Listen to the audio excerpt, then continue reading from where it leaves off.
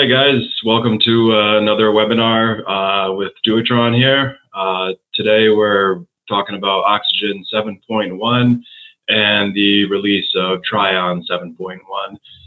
My name is Kevin Boudreau. I'm one of the sales engineers here, and Christoph is joining me. He's one of our application engineers. Welcome, Christoph. How are you doing, everybody? Great. Thank you, everyone, for attending. I just wanted to bring your attention. If you wanted to look at the product guide, it's in the handouts page, as well as after the broadcast here, if you could take the survey, we really appreciate your feedback. Also in the side note bar, there is a little thing for questions. If you guys have anything that you want to ask along the way, feel free to send us a note and we'll try to answer that during the presentation, or we can follow up with you if it's something a little more in depth. We can email or have a chat after the webinar here.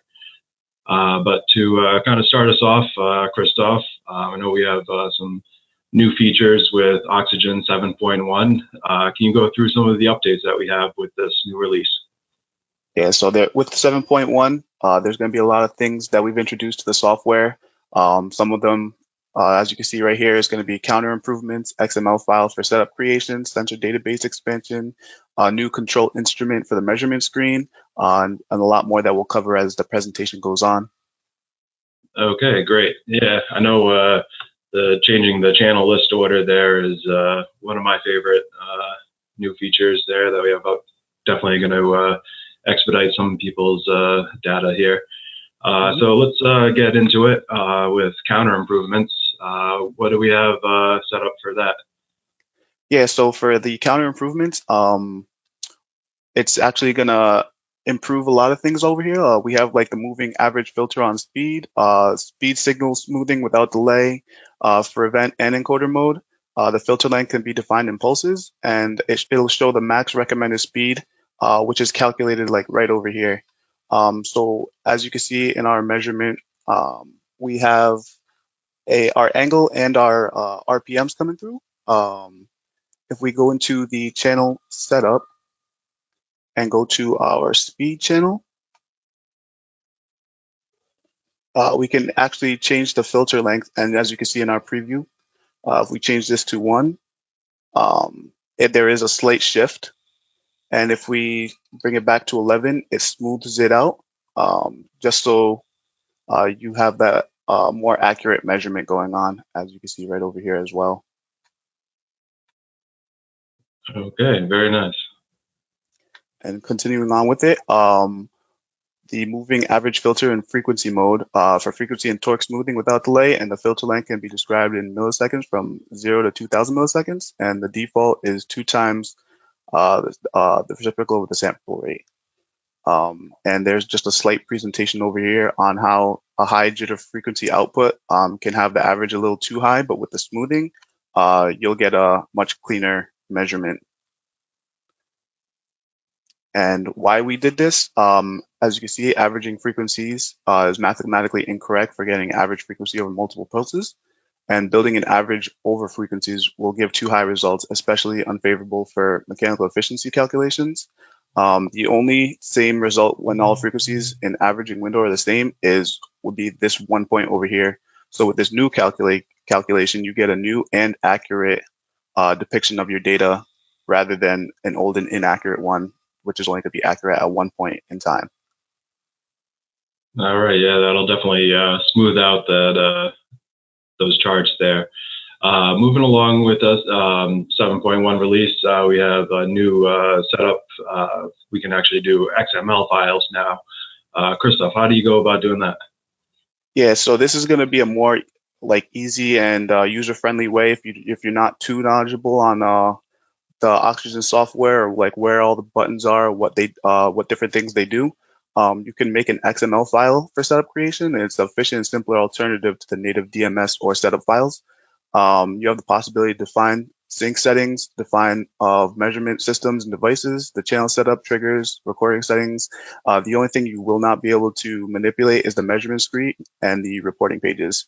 And the settings not described in XML are loaded with the default Oxygen settings.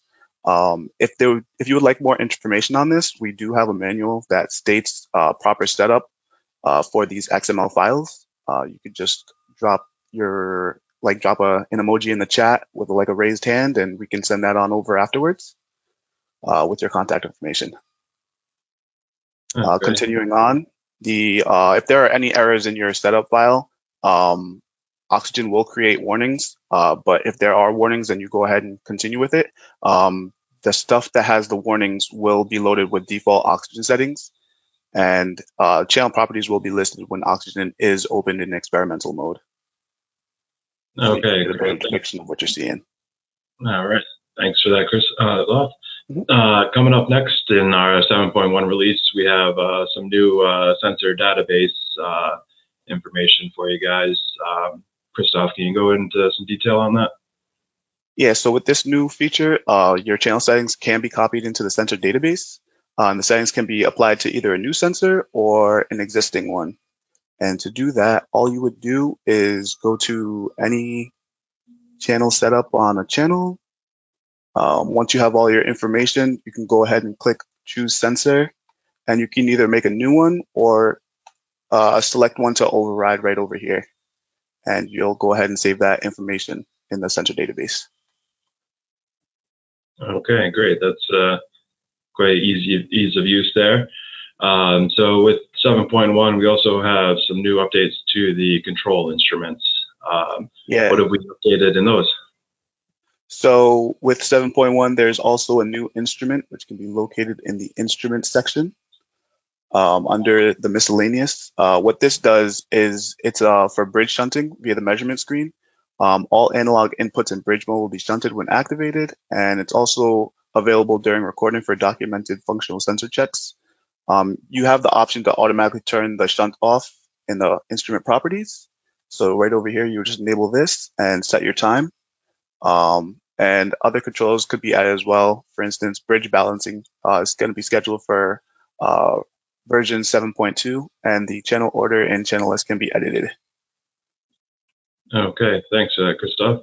Coming up next here is kind of my personal favorite with the new features is being able to change the channel list order just on the fly there. Really simplifies and makes it more convenient for people. How do we go about doing that, Christoph? Yeah, so in the channel screen, the channel setup, you would just come over here and make sure that the channel sorting tab is enabled. And where these little dots are, you can just drag and drop and it'll rearrange the channels. As you can see, it's going to only be for the calculated channels. We do not have this for the actual analog inputs. Okay, great. And then kind of following along with that is that now we can edit the channel export order as well. Mm-hmm. So this is my favorite part. So in the export settings, you would just select your channels that you would like to export, come over to order, and you'd be able to change their orientation and their order in it. So as you can see, the procedure right there was select the export channels, go to the order tab as we just did, and change the channel export. And the one thing we forgot to do is enable export in configured order. So once you export, it'll respect the order that you've put it in, and you're good to go. This is mainly applicable for the XLSX, CSV, and text formats in the export folder. Okay, great. And just to kind of go along with exporting, one of the new features is to reduce the sample rate as well. Can you go into some detail on how we do that? Yeah, so when you're exporting waveform data, you can send it with reduced sample rate. And just to go ahead and do that, you would just come over here and enable your reduced sample rate and put your selection in right over here. And this will actually skip some of the samples to allow your selection to be made. Okay, great. Yeah, that'd be very handy for people that have limited data, or if there's some channels that aren't as important that they maybe just want to observe, but they don't need those for their report. So that's quite a handy feature. Going forward with it here. Yep. And continue on with the the sample rate, reduce sample rate. We have the Datastream plugin, can be used in offline and play mode to stream data, and a new analysis command to open and close DMD files, and a new dstream command to start and stop data replay. There's two replay modes. There's the live data, which is going to come in almost in real time, and the bulk, which is going to be based off of your network connection. For the exact syntax, we do have the manuals. If you copy and follow this link. Okay, great, thank you. And then with Oxygen 7.1, we have a couple smaller little improvements here, some miscellaneous items. Can you give us a run through of that? Yeah, so as you can see here, group names can be edited in the math groups. Sensor database is also available for XR channels, and the Oxygen Auto Start option is available in the startup settings. With the renaming the math groups, all you would do is go to the channel setup, and you can go ahead and rename the group right over here. If I were to do 2, it would create a new group right below it, and you are able to move your math channels that way. Okay, great. Oh, and Christoph, we have a question here, if I can just break in for one moment. So we had one of the attendees ask to which export formats support the use of the reduced sample rate featured on screen 14 there. Oh yeah, so there was 3 formats, the XLSX format, CSV, and text format. Okay, great. Thanks for answering that. And if you have any additional questions, you can always send us an email, and we'll follow up with you guys after the webinar here. So sorry for the interruption, but let's get back to those some of these miscellaneous updates here, and we'll continue on. Got it. So, like I was saying, the Oxygen Auto Start option can be found in the startup section. In the Oxygen setup, you go to startup settings and enable automatically start Oxygen on logon. This is probably just ease of use, kind of speedline some things rather than having to search for Oxygen, or if you know you're going to have that open because that's the only purpose that the chassis is going to serve, then this is just going to cut down on some unnecessary time. Continuing on, we do have a new thing where we put the connector pinout and set your connection schemes. Let's go. Instead of flipping through manuals, you have everything right there in front of you. This can be found in the channel setup again. Let's see, we'll go with this channel right here. And over here where you have the preview, right next to it is the pinout and connections.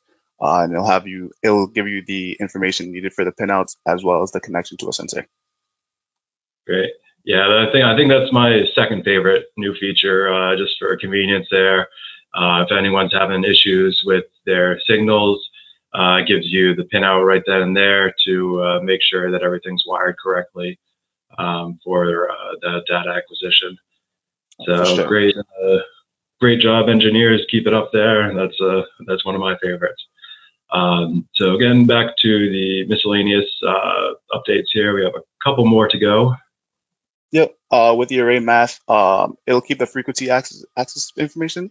So as you can see, moving over to another graph over here via the energetic sum in the formula, your frequencies will be kept proper in the next. And for the last one, we have the issues in errata. You'll be able to automatic checks for performed if the new entry has been added.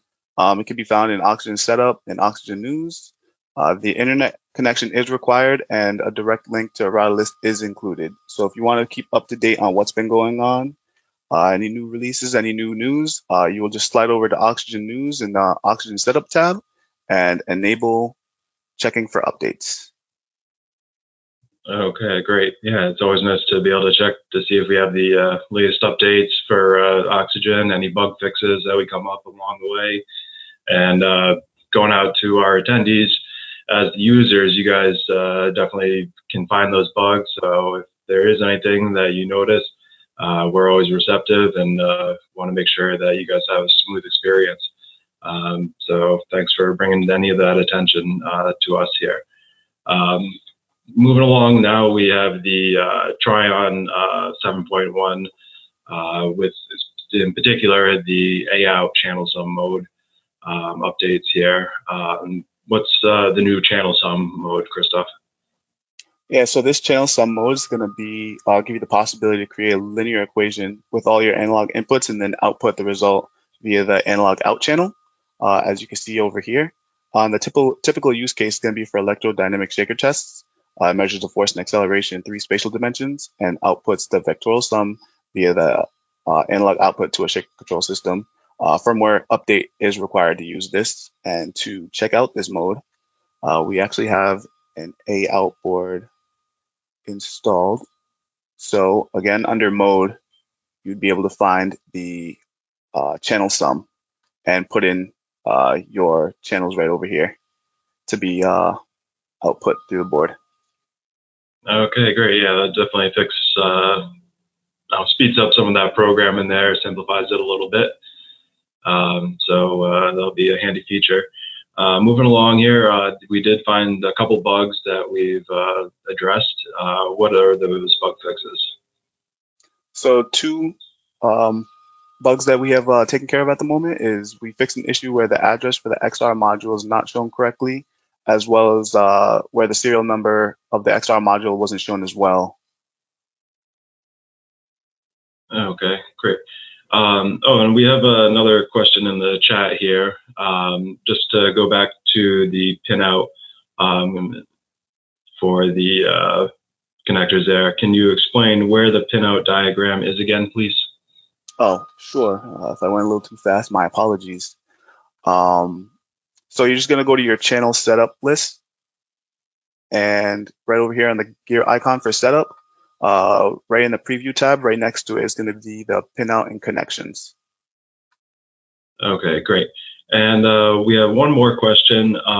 Where would you select a trigger parameter for the summed A out? I believe that's with the sum mode there. I believe once you have the sum, it'll be output.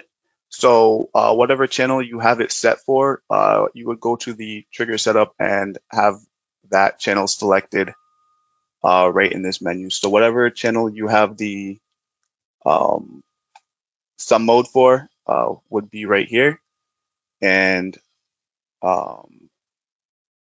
I would go with that. I would have to do a little deeper dive in that just to confirm, but we will get back to you with a more specific answer. Okay, great. Thanks for addressing that. We'll follow up with you guys to go a little bit more in depth with that. So kind of getting back to our presentation now with the Tryon 7.1, we also have some new features for the Tryon boards. So can you give us a rundown of some of the improvements there? Yep, we have the PTP out option for Tryon timing v3 and the GPS v3. This is an optional feature, so it will require the use of the oxygen out license key. And we also have software support for a couple different things going on now. We have the support for the Light PA, which is our new low-cost power analyzer chassis that we're going to be putting out in market. Software support for the Tryon Sub CT, and software support for the NextStack 1000. Okay, great. And then moving along here, we also have some bug fixes for the Tryon 7.1 release. What have we found there? So you should not have any more problems because there was a fix for the wrong AC coupling on MSI charge sensors with the Tryon Multi-2402 displaying 0.08 hertz instead of 0.14 hertz. And there was a fix for duplicate boards being shown in DEWETRON Explorer. Okay, great. So that kind of wraps up our release of the 7.1. Of course, we always like to give you a little preview into what our engineers are working on for future releases. So with Oxygen 7.2 Outlook, what do we have coming on deck here that we can give these guys a little hint? We don't want to give away too much there, but yeah. with 7.2, there's a lot to look forward to. We have further work on oxygen modal testing going on. Import for D7D files, so any old DuaSoft files that you have, you can bring them on over. We love that.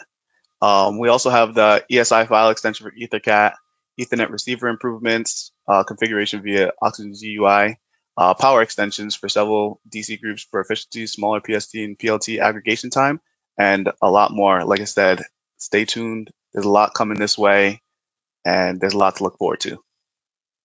Awesome. Yeah, thank you, Christoph. Before we wrap up here, I have one last question that hopefully you can answer here. Is what is the maximum cable length that can be used with the PTP connection? That is a great question, in which I'm going to have to follow up on. Cable length is a different beast. I don't want to give out any wrong information, even if it's just off the top of my head. I want to be sure. So we will have to get back to you on that one. Okay, great. Yeah, I know sometimes you get those losses with those longer cables. So we'll confirm with that and get back to you. Okay. So just to wrap up again, thank you guys for attending the webinar for Oxygen 7.1. If you'd like to follow us on the social medias, we have the QR code right here. Again, if you guys don't mind taking that survey at the end, it always helps us to improve and improve for the future webinars.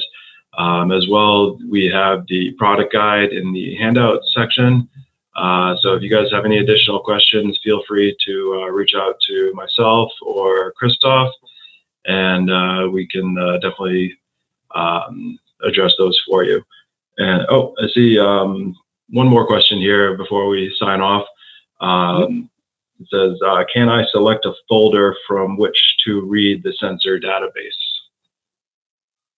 Can you repeat that question? Selecting a folder from which to read the sensors in the database.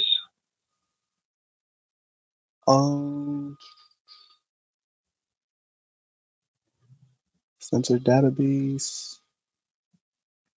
Boom, boom, boom.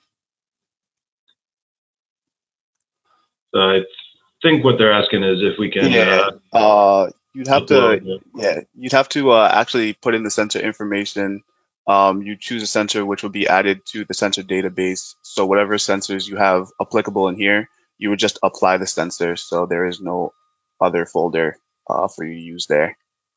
Okay, but once you do upload those sensors, then they're in the database and they're already saved. So you would just have to manually upload kind of one at a time, from my understanding.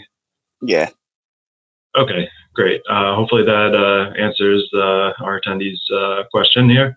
Again, if you guys have any questions, feel free to follow up with us, and we'll try to get some more personalized responses out to some of those questions.